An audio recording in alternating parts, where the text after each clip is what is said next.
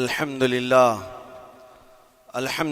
الحنان المنان الذي خلق الإنسان وعلمه البيان والصلاة والسلام على رسوله سيد الإنس والجان وعلى آله وأصحابه ذوي الخير والإحسان أما بعد فأعوذ بالله من الشيطان الرجيم بسم الله الرحمن الرحيم وما الله بغافل عما يعمل الظالمون انما يؤخرهم ليوم تشخص فيه الابصار صدق اللہ مولانا العظیم۔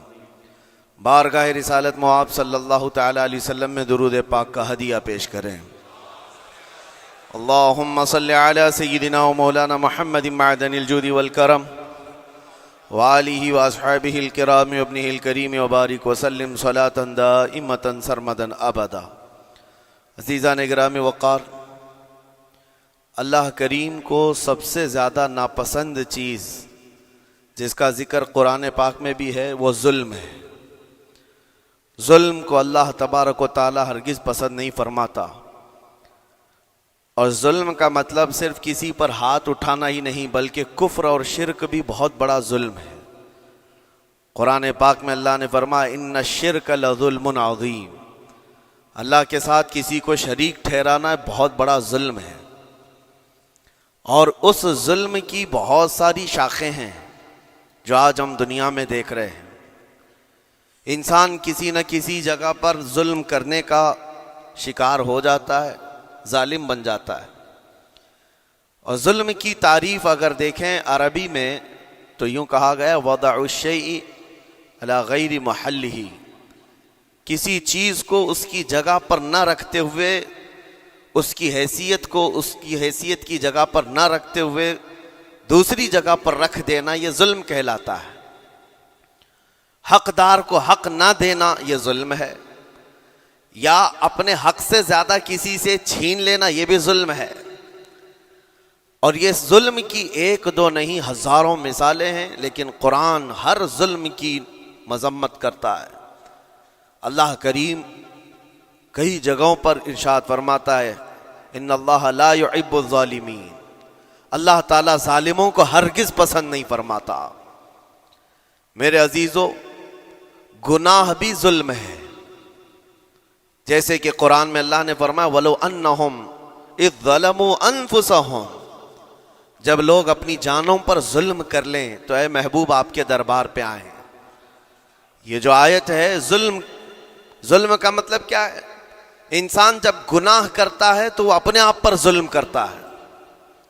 ظلم کی بہت ساری شاخیں ہیں، اور ظالموں کو اللہ پسند نہیں فرماتا، چاہے وہ اپنے اوپر ظلم کیا ہو یا کسی نہتے پر ظلم کیا ہو۔ آج دنیا میں جو حالات ہم دیکھ رہے ہیں، ظالموں کا ظلم عروج کو پہنچا ہوا ہے، اور قرآن پاک میں رب تعالیٰ نے ظالموں کی نشانیاں بھی بیان کی، ایسا نہیں کہ یہ پہلی مرتبہ ہوا ہے۔ اللہ تعالیٰ فرماتا ہے وَكَم مِّن قَرْيَةٍ أَهْلَكْنَاهَا، کتنی بستیاں ایسی ہیں جن کو ہم نے ہلاک کر دیا۔ رب تبارک و تعالیٰ نے ان کو ختم کر دیا کیونکہ وہ ظالم تھے۔ ظالموں کی بستیاں جو ہلاک ہوئیں، قرآن پاک میں 3 مثالیں آپ کو بتاتا ہوں۔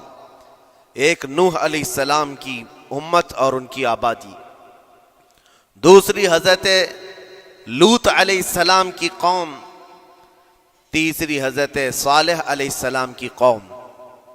یہ تینوں قومیں ایسی ہیں، گناہ میں تو تھی لیکن غرور بہت زیادہ تھا، گھمنڈ بہت زیادہ تھا۔ آج کے دور میں اگر کسی کے پاس پیٹروٹ میزائل ہیں اور بم بارود کی طاقت رکھتا ہے، نیوکلیئر پاور ہے، تو وہ یہ سمجھتا ہے مجھے کوئی شکست نہیں دے سکتا۔ یہ ہر دور میں ظالموں کا خواب رہا ہے، ہر دور میں ظالم اسی طرح کی فکر رکھتے ہیں۔ نوح علیہ السلام کی قوم بہت مضبوط قوم سمجھی جاتی تھی۔ اللہ تعالیٰ نے اپنے نبی کو جب حکم فرمایا کہ آپ ایک کشتی بنائیں بہت بڑی، تو وہ آپ کا مذاق اڑاتے تھے۔ یہاں دور دراز کہیں نہ ندی ہے، نہ نالا ہے، نہ سمندر ہے، کشتی کس میں چلاؤ گے؟ اللہ کے نبی کو پتا تھا کہ عذاب آنے والا ہے، اور اپنے ایمان والوں کو آپ ڈرا بھی رہے تھے، لیکن کفار و مشرکین غرور و تکبر میں ایسے تھے یہاں تک کہ نوح علیہ السلام نے اپنے بیٹے کو بلا کر کہا جو کافر تھا، کہا میرے ساتھ آ جا، یا بنی ارکم معنا ولا تکن مع الکافرین، بیٹا ہمارے ساتھ آ جا، کافروں کے ساتھ مت جا۔ اس نے کیا کہا؟ قال سآوی الی الجبل یعصمنی من الماء، میں تو پہاڑ کی اونچی چوٹی پر چلا جاؤں گا، تمہارا پانی مجھے کچھ نہیں کر سکے گا۔ یہ اس وقت ظالموں کا خیال تھا، گمان تھا۔ پھر اللہ تعالیٰ قرآن پاک میں فرماتا ہے وَفَجَّرْنَا الْأَرْضَ عُيُونًا، ہم نے زمینوں کے سارے چشمے پھاڑ دیے، ہر جگہ سے پانی کے سوتے نکلے، اور پھر آسمان کے سارے دروازے کھول دیے۔ فَفَتَحْنَا أَبْوَابَ السَّمَاءِ بِمَاءٍ مُنْهَمِرٍ، اللہ فرماتا ہے آسمان کے سارے دروازے پانی کے کھول دیے، آسمانوں سے پانی اور زمینوں سے پانی۔ فَالْتَقَى الْمَاءُ عَلَى أَمْرٍ قَدْ قُدِرَ، سورہ قمر کی آیتیں ہیں، رب تعالیٰ فرماتا ہے پانی اتنا بڑھ گیا کہ جو رب تبارک و تعالیٰ کی طے کی ہوئی معینہ نشانی تھی وہاں تک جا کر پانی مل گیا، روئے زمین پر کوئی باقی نہ رہا سوائے حضرت نوح علیہ السلام کی کشتی کے، کوئی نہیں باقی رہا۔ جب یہ پانی پھیل گیا، کیا پہاڑوں کی چوٹیاں، کیا محلوں کی اونچائیاں، سب غرق ہو گئے، اور وہ جبابرہ، وہ قوت کے بادشاہ جو کہتے تھے ہمارا کوئی کچھ نہیں بگاڑ سکے گا، سڑ گئے پانیوں میں۔ صرف پانی اللہ تعالیٰ بھیج دے تو انسان اسے روک نہیں سکتا، عذاب الہی کو کیسے روک سکے گا؟ دوسری گھمنڈی قوم، غرور میں مبتلا قوم تھی حضرت لوط علیہ السلام کی قوم، جو بدکاریوں میں ملوث تھے۔ اللہ کا جب عذاب آیا تو قرآن پاک میں رب تعالیٰ فرماتا ہے وَأَمْطَرْنَا عَلَيْهِمْ حِجَارَةً مِّن سِجِّيلٍ، نوکیلے پتھروں کی ہم نے ان پر بارش کی۔ فَجَعَلْنَا عَالِيَهَا سَافِلَهَا، ان کی اونچائیوں کو اٹھا کر کے نیچے پلٹ دیا گیا، زمین کو فرشتوں نے اوپر تک اٹھایا اور اس کے بعد پلٹ دیا۔ یہ پوری بستی غرق ہو گئی، ختم ہو گئی۔ یہ بستی بھی وہی تھی جس کو حضرت لوط علیہ السلام بار بار تنبیہ کرتے تھے کہ ظلم سے بچو، ظلم سے بچو، ظلم اللہ کے عذاب کو دعوت دیتا ہے، لیکن وہ مذاق اڑاتے تھے، اور جب ہلاک و برباد ہو گئے، ختم ہو گئے، ان کی نشانیاں بھی باقی نہیں رہی۔ وہ پتھروں کی بارشیں کہاں ہوئی تھی واللہ عالم، لیکن میرے عزیزو ہم نے دیکھا ہے جہاں یہ قوم آباد تھی اس علاقے کو آج بتایا جاتا ہے وہ جارڈن کا علاقہ تھا، بحر مردار جہاں پر آج باقی ہے، ڈیڈ سی۔ میں خود سفر پر دیکھا، جارڈن کی ایک سرزمین پر گاڑی چلتی جا رہی ہے اور کالے کالے پتھر، جہاں تک نظر کرو صرف پتھر ہی پتھر ہیں، بہت نوکیلے۔ ایسے پتھر میں نے دنیا میں دوسری جگہوں پر نہیں دیکھا۔ آج بھی اسی طرح سے باقی، تقریباً 100 کلومیٹر 150 کلومیٹر تک صرف پتھر ہی ہے، بیچ میں صرف ایک روڈ جاتا ہے، اس کے بعد نہ کوئی درخت دکھتا ہے، نہ کوئی عمارت ہے، نہ کوئی پہاڑ ہے، صرف پتھر، پتھروں کا صحرا ہے۔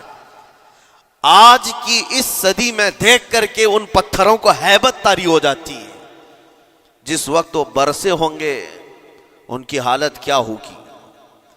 اور میں یہ نہیں کہتا بالضبط کہ یہ وہی پتھر ہیں جو برسے تھے، واللہ عالم، لیکن میرے عزیزوں نشانیاں آج بھی عذاب الہی کی موجود ہیں۔ تیسری قوم تھی قوم شعیب اور قوم صالح علیہ السلام۔ یہ دونوں قوموں کے بارے میں ذکر کرتا ہوں۔ حضرت شعیب علیہ السلام کی قوم صرف ناپ تول میں کمی کرتی اور کفر و شرک بھی کرتے، شعیب علیہ السلام ان کو روکتے تو وہ ان کا بھی مذاق اڑاتے، اور جب عذاب الہی کے آنے کی بات کیا تو جانتے ہیں کیا کہا انہوں نے؟ یہ وہ قوم تھی جو پتھروں کو تراش کر کے گھر بنا لیتے تھے، یعنی پورے کے پورے پہاڑ کو، پتھروں کا جو پہاڑ ہوتا ہے اس کو تراشتے تھے، اور ایک آدمی کا ایک گھر ایک پہاڑ۔ آج کے دور میں ساری بلڈوزر مل کر کے نہیں کر پائیں، مشینیں مل کر نہ کر پائیں، وہ اس وقت کے لوگ بھاری بھرکم تھے، جسامت والے تھے، طاقت والے تھے، جب وہ اپنے رہنے کے لیے ایک پہاڑ کو تراش سکتے تھے۔ 4000 سال پہلے کی بات کر رہا ہوں، اس وقت میرے خیال سے وہ اپنے زمانے کے سب سے بڑے ماڈرن لوگ یا ترقی یافتہ لوگ کہلاتے ہوں گے، سب سے زیادہ ترقی یافتہ کہلاتے ہوں گے. جیسے آج لوگوں کو لگتا ہے رشیا اور امریکہ بہت پہنچے ہوئے ہیں ٹیکنالوجی میں، اس دور کے وہ لوگ سب سے بڑی طاقت کے رکھنے والے تھے. جب حضرت شعیب علیہ السلام نے ان کو اللہ کے عذاب سے ڈرایا تو کیا کہتے تھے؟ عذاب وہی نا جو نوح علیہ السلام کی قوم میں آیا تھا، بارش آ گئی تھی، زمین سے پانی نکل گیا تھا تو پانی بہت ہو گیا تھا. یا پھر وہ جو لوط علیہ السلام کی قوم پر آیا، پتھروں کی بارش، یا پھر ہواؤں کا عذاب. اگر یہ تینوں بھی آئیں تب بھی ہمارے ان پہاڑوں کے گھروں کو نقصان نہیں کر سکیں گے. ان کا اتنا غرور تھا. اگر پانی بھی آ جائے سمندروں کا، یا ہوا بھی تیز چلے، یا پتھروں کی بارش ہو، ہم تو بہت محفوظ قلعوں میں ہیں. اندازہ کرو میرے عزیزو، 3000 4000 سال کے بعد آج تک مدائن صالح اور الاولا سٹی نام سے سعودی میں موجود ہے، ابھی تک وہ گھر موجود ہیں. تو اس زمانے میں کتنے مضبوط رہے ہوں گے؟ پتہ نہیں 3000 سالوں میں کتنے طوفان آئے، کتنے سیلاب آئے، لیکن ابھی تک وہ پہاڑوں کے گھر موجود ہیں. تو اس زمانے میں کتنے طاقتور ہوں گے. ان کا نشہ آسمان پر تھا، غرور چڑھ کر کے بول رہا تھا. کہتے تھے کہ اگر اس طرح کے عذابات آ بھی گئے تو ہمارا کچھ نقصان نہیں ہوگا. کون سا؟ نوح علیہ السلام کی قوم کا عذاب آ جائے، لوط علیہ السلام کی قوم کا عذاب آ جائے، یا پھر شعیب علیہ السلام کی قوم کا عذاب آ جائے. یہ صالح علیہ السلام کی قوم کی بات کر رہا ہوں. تو پھر ہوا کیا؟ اللہ کے نبیوں نے انہیں ڈرایا اللہ کے عذاب سے. باز آ جاؤ، اللہ وحدہ لا شریک کی طرف جھک جاؤ. وہ اکڑ تھی، غرور تھا کہ نبیوں کا مذاق کرتے. پھر ہوا کیا؟ قرآن کہتا ہے صرف ایک فرشتے کو اللہ تعالیٰ نے زمین پر اتارا، ایک فرشتے کو اتارا، اور اس کے بعد اس فرشتے نے ایک چنگھاڑ لگائی، ایک آواز کی. ایک آواز، صرف فرشتے کی ایک آواز ایسی تھی کہ جتنے اپنے مضبوط قلعوں میں گھروں میں موجود تھے، اس آواز کی ہیبت سے ان کا بھیجا کانوں سے باہر نکل آیا تھا. اور صبح کے وقت جب اس بستی میں جا کر کے دیکھیں تو سب کے سب اوندھے منہ گرے ہوئے تھے، ایک بھی اس میں سے بچا ہوا نہیں تھا. نہ نوح علیہ السلام کا طوفان آیا، نہ لوط علیہ السلام کی قوم پر برسنے والے پتھروں کا عذاب آیا، نہ ہی ہوائیں چلائی گئیں. ایک فرشتے کو بھیج کر رب تعالیٰ نے اپنی قدرت کا مظاہرہ فرمایا. اللہ کے کروڑوں اربوں لا تعداد فرشتے ہیں، ایک فرشتے کی طاقت ایسی ہے کہ اگر وہ اپنی آواز نکالے تو تمہارے کانوں سے بھیجا باہر نکل آئے. اللہ وحدہ لا شریک، وہ حی و قیوم کل بھی تھا اور آج بھی ہے. وہ رب ذوالجلال حی و قیوم ہے، طاقتور ہے اور ہمیشہ رہے گا. اور رب تبارک و تعالیٰ نے قرآن پاک میں فرمایا، آپ یہ آیت تقریباً 3 جگہ قرآن میں آئی، وَإِذْ نَجَّيْنَاكُمْ مِنْ آلِ فِرْعَوْنَ يَسُومُونَكُمْ سُوءَ الْعَذَابِ يُذَبِّحُونَ أَبْنَاءَكُمْ وَيَسْتَحْيُونَ نِسَاءَكُمْ وَفِي ذَلِكُمْ بَلَاءٌ مِّن رَبِّكُمْ عَظِيمٌ. رب تعالیٰ فرماتا ہے یاد کرو فرعونیوں کے عذاب سے اللہ نے تم کو نجات دی.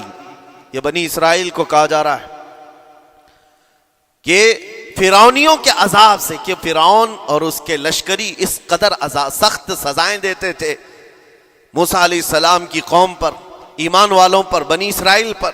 اللہ فرماتا ان سے نجات دیا رب تعالیٰ نے، لیکن وہ کرتے کیا تھے؟ بنی اسرائیل میں ایک بھی بچہ پیدا ہو جائے اسے ذبح کر دیتے تھے. فرعون کے لشکریوں نے ایک سال میں 12,000 بچوں کو قتل کیا ہے، 12,000 بچوں کو ذبح کر دیا ہے. آج کے اسرائیلی اگر یہ بچوں پر ظلم کرتے ہیں تو یہ تعجب کی بات نہیں ہے. فرعون کی سرشت میں داخل تھا اور یہ فرعونی ہے، وقت کے جبابرہ ہیں، وقت کے ظالم ہیں.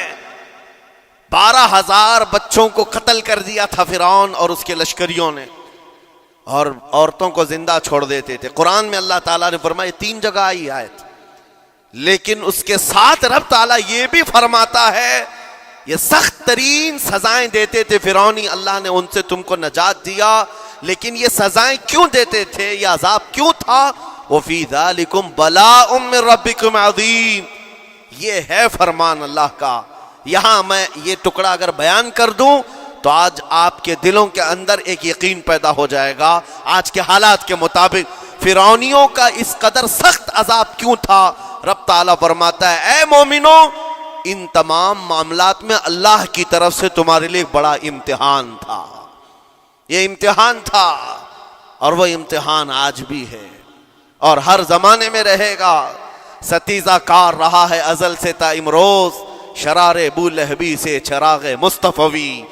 ہر زمانے میں حق و باطل کے معرکے ہوتے رہیں گے. لہٰذا آج کے دور میں یہ سب حالات جو پیدا ہوئے، مسلمانوں کو، مومنین کو ذرا برابر بھی نروس ہونے کی ضرورت نہیں. تم جس دین سے وابستہ ہو، اس دین کی حفاظت کا ذمہ اللہ نے اپنے ذمے لیا ہے. یریدون لیطفئوا نور اللہ بافواہہم. قرآن میں اللہ فرماتا ہے کفار و مشرکین اپنے منہ کے پھونکوں سے اللہ کے اس چراغ کو بجھانا چاہتے ہیں، اللہ اپنے اس چراغ کو مکمل کر کے رہے گا. یہ اسلام نور الہی ہے، اللہ کا نور ہے اور اس کو صبح قیامت تک رہنا ہے. اور ہم جیسے اور بھی آئیں گے اس زمین پر اور آئیں گے جاتے رہیں گے. یہ آبادیاں ہیں، بدلتی رہیں گی، خدائی قانون ہے، لیکن اسلام نہ کل بدلا تھا، نہ آج، نہ قیامت تک بدلے گا. ہم سب کا امتحان ہے میرے عزیزو، ہم سب کا امتحان ہے. لیکن ان حالات میں مومنین کو کرنا کیا چاہیے؟ انہیں اپنے ایمان کو مضبوط کرنا چاہیے. کبھی کسی کے اڑتے ہوئے چھیٹڑے اور ٹکڑے دیکھ کر تمہیں مایوس ہونے کی ضرورت نہیں. اب ہمارا مستقبل کیا ہوگا؟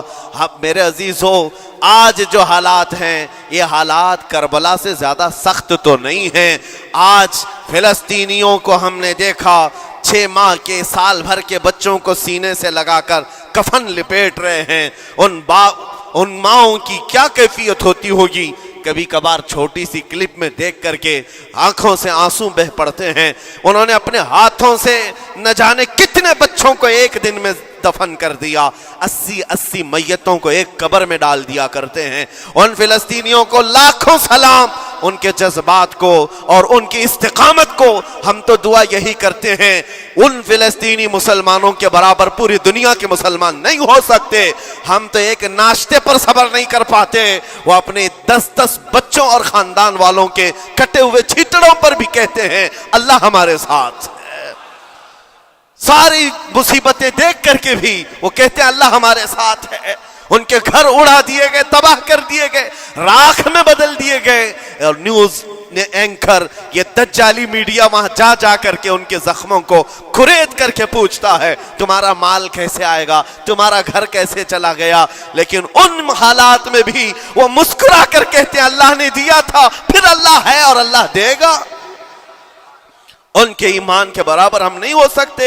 لیکن میرے عزیزو، پوری دنیا کے مسلمانوں میں اس مسئلے نے آج ایک اتحاد کی فضا قائم کی ہے. اگر ہمارے درمیان آج بھی اتحاد نہیں ہو سکتا تو پھر میرے عزیزو، شاعر نے سچ کہا تھا جگہ جگہ کے تھک چکے ہیں تمہیں یہ ہنگامے، نشاط لذت خواب گراں بدل ڈالو. غلط روی سے منازل کا بعد بڑھتا ہے، مسافر و روش کارواں بدل ڈالو. آج کے حالات تمہیں اگر نہیں بدلنے پر مجبور کیے تو پھر بتاؤ کون سے حالات تمہیں بدلیں گے، کب تم بدلو گے؟ لیکن ان حالات پر آج بعض لوگوں نے یہ کہنا شروع کیا.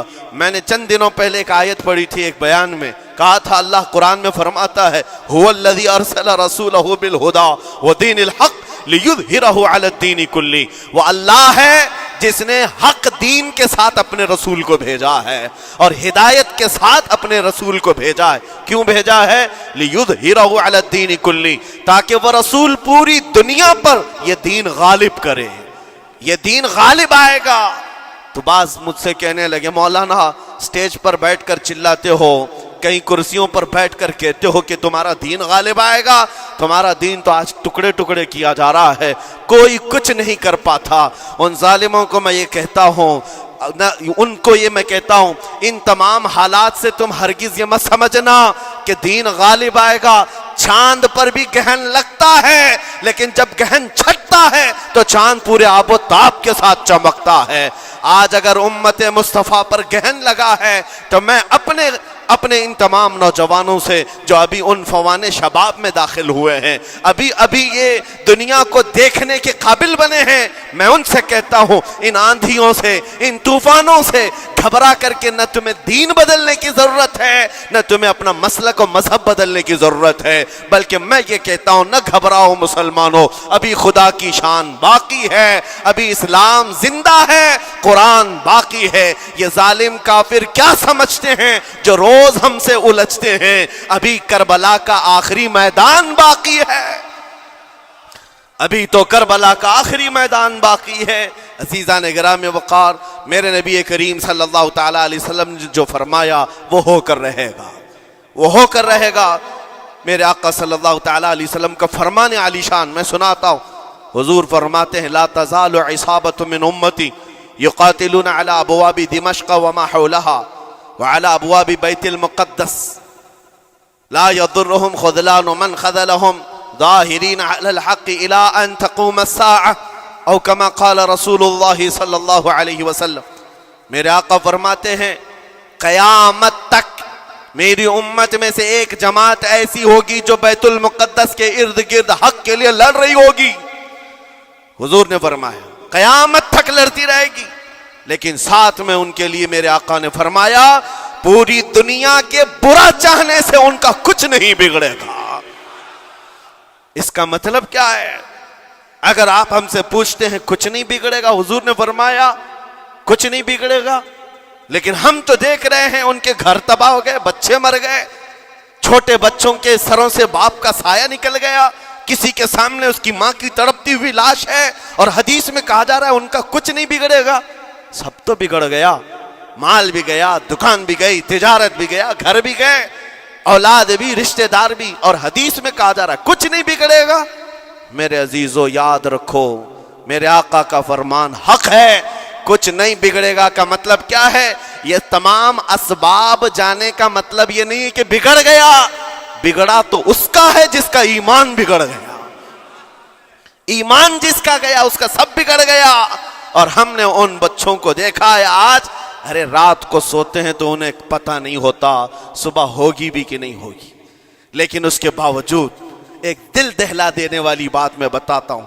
مصر کی سرزمین سے لوگ پانی کے بوتلیں اور ڈبے اٹھا کر کے بارڈر پر جا رہے ہیں، لیکن فلسطین غزہ کے وہ مسلمان کہتے ہیں اپنا پانی تم رکھو، اللہ کریم ہمارے لیے کہیں سے اپنی ہی زمین سے پانی عطا کرے گا۔ ان کو لوگ کہہ رہے ہیں کیا آپ نہیں دیکھ رہے وقت کا بڑا فرعون روز الٹیمیٹم دیتا ہے 24 گھنٹے میں علاقہ خالی کرو، نکل جاؤ، گھر خالی کرو۔ کیسا ایمان ہے تمہارا کہ آنے والی بڑی بڑی میزائلوں کا اپنے سینے سے مقابلہ کرتے ہیں، اور کہتے ہیں کل سے ہم یہی تھے، آج بھی یہی ہیں اور یہی رہیں گے اور اسی مٹی میں دفن ہو جائیں گے۔ یہ جو استقامت ہے، اسی کو میرے آقا نے فرمایا دنیا ان کا کچھ نہیں بگاڑ سکے گی۔ ایمان اگر مضبوط ہے تو کچھ نہیں بگڑا ہے۔ ارے 6 سال کی بچی، 6 سال کی بچیاں، ٹرینڈ چلا ہوا ہے ان کے محلوں میں، ٹرینڈ چلا ہوا ہے، اپنے اپنے ہاتھوں میں مہندی سے اپنا نام لکھ رہی ہیں ہنسی خوشی۔ پوچھا ان سے کہ نام لکھنے کا ٹرینڈ کیوں چلا ہے ابھی جنگ کے حالات میں مہندی سے؟ کہتی ہیں کل کو اگر ہم اڑ گئے، چہرہ نہیں ملا، جسم نہیں ملا، ہاتھ اگر بچا ہوا ہو تو نام دیکھ کر ہمارے ماں باپ پہچان تو سکے۔ شہادت کا یہ جذبہ، شہادت کا یہ جذبہ 6 سال کے بچوں میں اگر آیا ہے، یقیناً ان کے سینوں میں ایمان موجود ہے، ایمان موجود ہے۔ میرے عزیزو ذرا اپنے حالات پر ذرا توجہ کرو، مولا کریم نے ہمیں کس چیز کی کمی دی ہے؟ کون سی چیز کم آئی ہمارے گھر میں؟ ہم تو مرغن غذائیں روز کھاتے ہیں، آج ہمارے پاس ساری نعمتیں اللہ نے دی ہیں، ہم عیاشیوں کے اڈوں پر پوری رات گزارتے ہیں۔ ہمارے شہر آج جس گلی سے گزر جائیں صبح کی اذان تک یہاں گپیں لگاتے ہوئے کھڑے رہے۔ اے میرے عزیزو حالات تو ہمارے ایسے ہیں کہ کھا کھا کر کے چربیاں چڑھ گئیں، ہمیں ان کا کیا احساس ہو پائے گا؟ ان کا کیا احساس ہو پائے گا جن کے ہاں پانی سے زیادہ خون دیکھا جاتا ہے، جن کے ہاں زندوں کو پکڑنے کے لیے نہیں اب مردوں کو پکڑنے کے لیے لوگ بھی نہیں ہیں۔ عزیزان گرامی وقار، जनाजा उठाने के लिए लोग पूरा दिन इंतजार करते हैं, कोई नहीं है। पुरसान हाल इन सब हालात के बावजूद मैंने एक बच्चे को भी वहां से ये कहते हुए नहीं सुना कि हम पर बहुत बड़ा जुल्म हो रहा है, हमको यहां से निकाल लो, मदद करो, कोई आओ। नहीं, वो सब सिर्फ इतना ही कहते, जो कुछ हो रहा है हम अल्लाह के पास जाकर कहेंगे, ये सारे मामलात हम अल्लाह की बारगाह में शिकायत करेंगे। यह है ईमान, यह है इस्तिकामत। और मेरे आका सल्लल्लाहु तआला अलैहि वसल्लम के फरमान आलीशान के मुताबिक उनके लिए इतनी ही बड़ी दौलत काफी है। आखिर में मैं इतना कहूंगा, इजराइल के कुत्ते और सालिम मिलकर ईंट से ईंट बजा दें, उनके टुकड़े टुकड़े करके राख कर दें, तब भी हम कहेंगे फतह तो बैतुल मुकद्दस की ही है, फतह तो उन मजलूमों की है जिनके पास खोने के लिए कुछ नहीं था, फिर भी वो डटे रह गए। तुम्हारे पास तो पेट्रोल मिसाइल, बड़े बड़े तुम्हारे पास तोप, बहुत सारी चीजें होकर बच्चों पर, हॉस्पिटल पर, न जाने कितनी जगहों पर तुमने बमबारियां की हैं। मुझे हैरत होती है, पूरी दुनिया आज भी खामोश तमाशाई है। ये जुल्म नहीं है तो और क्या है। और जब जुल्म अपने उरूज को पहुंचता है, अल्लाह की पकड़ आती है, अल्लाह का अजाब आता है। और जब अल्लाह का अजाब आता है तो जितने खामोश तमाशाई थे सब उस अजाब में गिरफ्तार होंगे। इसलिए मेरे अजीजों, आप हमसे अगर ये पूछते हैं हमें यहां बैठकर करना क्या चाहिए, हम कैसे करें, तुम्हारा दिल अगर रो पड़ा उनके दर्दों से, ये भी लिखा जाएगा, ये भी लिखा जाएगा। ये बंदा जा तो नहीं सकता था, लेकिन अपने भाई के दर्द में ऐसा बेकरार था कि इसका खाना छूट गया था, ऐसा बेकरार था कि इसकी नींदें खत्म हो गई थी। ये भी लिखा जाएगा अल्लाह की बारगाह में। लेकिन यहां बैठ करके हम अय्याशियों पर अय्याशा करें, अपने गुनाहों से कभी बाज ना आए, तो फिर मेरे अजीजों, उन निहत्ते मजलूमों के हम बहुत खतरनाक किस्म के दुश्मन कहलाएंगे। जहां उनको पानी का एक कतरा नहीं, जहां उनके लिए लुकमा नहीं, वो किसी का बचा हुआ कचरा खाने पर मजबूर है, उस वक्त हमारी बर्तनें खानों से भरी हुई हैं, हमारी दावतों में हमारे बचे हुए खाने गटर और नालियों में बह रहे हो। इन हालात में मेरे अजीजों पकड़ होगी, हमारी भी पकड़ होगी। बदलो अपने हालात, उठो वगरना हश्र न होगा फिर कभी, दौड़ो के जमाना चाल अपनी चल गया। मैं आप सबसे यही कहना चाहूंगा, ये जो हालात पैदा हुए हैं पूरी दुनिया में, ये मेरे आका के फरमान के मुताबिक अंदेशा ये लग रहा है अनकरीब इमाम मेहदी का ज़हूर होने वाला है। इमाम मेहदी का ज़हूर होगा और हालात बदल जाएंगे। लेकिन हमको किसी के आने का इंतजार करते हुए हालात का इंतजार नहीं करना है।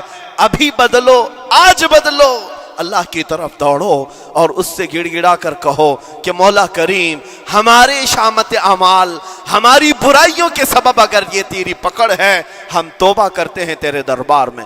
जानते हो मेरे आका ने फरमाया, अल्लाह के गजब को अगर कोई चीज ठंडी करती है तो एक मोमिन सालेह की रिक्कत अंगीज दुआएं और उसके निकलने वाले आंसू अल्लाह के गजब को ठंडा करते हैं, अल्लाह के गजब को ठंडा करते हैं। तुम गिड़गिड़ाओ उस मौला की बारगाह में। ये नहीं कि इज्तिमाई तौर पर किसी के सामने आप रो धोकर चले गए या फिर आप लोगों को दिखाने के लिए कोई स्टेटमेंट जारी कर दिए। नहीं, तन्हाई में बैठे हो, अकेले में बैठे हो। जैसे कि कल एक बहुत अच्छी चीज मैंने देखी थी, हमारे उलमा ने ऐलान किया था, पूरी दुनिया मिलकर के जुमेरात का रोजा रखे, इसलिए कि रोजा अल्लाह को पसंद है। और इफ्तार से पहले अगर कोई दुआ करे, अव्वल दुआ हमारी उन मजलूमों के हक में हो, उन जालिमों के खिलाफ हो, मजलूमों की मदद के लिए हो। यकीनन अल्लाह की मदद आएगी और आएगी, क्योंकि कुरान बार बार कहता है, अला इन्ना नस्रुल्लाहि करीब, आगाह हो जाओ, बेशक अल्लाह की मदद बहुत करीब है, अल्लाह की मदद बहुत करीब है। अजीज़ान गिराम वक़ार, मैं इन्हीं तमाम बातों से अपनी गुफ्तगू को आज समेटता हूँ। आज के इन हालात में आपकी जिम्मेदारी है अपने ईमान पर मजबूती से जमे रहो, इस्तिकामत। बाज़ लोगों को आज ये लगता होगा कि वहाँ हालात बिगड़े हैं तो ये मुसलमान क्या करेंगे, क्या करेंगे, हम क्या करने वाले। वैसे ही हम खत्म किए जा चुके हैं, टुकड़े किए जा चुके हैं, हम कुछ करने। बस तुम अपनी जिंदगियां बदलो, नशा से बाज आ जाओ और जितने खुराफात हमारे मोहल्लों में आए इससे निकालो। اللہ کا عذاب آتا ہے، اللہ کی رحمتیں روٹ جاتی ہیں۔ ایک بار ہم بدل لیے تو مولا کریم اپنی رحمتوں کے سائبان فرما دے گا ہم پر، اور بس ہماری تمنا یہی ہے۔ اللہ کریم کی بارگاہ میں دعا ہے، قدیر و جبار خدا کہنے سننے سے زیادہ ہمیں عمل کی توفیق عطا فرما۔ اے رب کریم احسن الخالقین، ہم سب اپنے گناہوں سے سچی توبہ کرتے ہیں مولا۔ ہمارے گناہوں کی وجہ سے اگر تیری سخت پکڑ ہے تو مولا تو اپنے غضب کو ٹھنڈا فرما دے، تو اپنے غضب کو ٹھنڈا فرما دے مولا، تو اپنے غضب کو ٹھنڈا فرما دے۔ اے کریم خدا، تیرے حبیب کی امت تڑپ رہی ہے، اور ہر جگہ مولا ظلم و ستم کا نشانہ ان غریب مظلوموں کو بنایا جا رہا ہے جن کے پاس ایک وقت کا کھانا بھی باقی نہیں رہا۔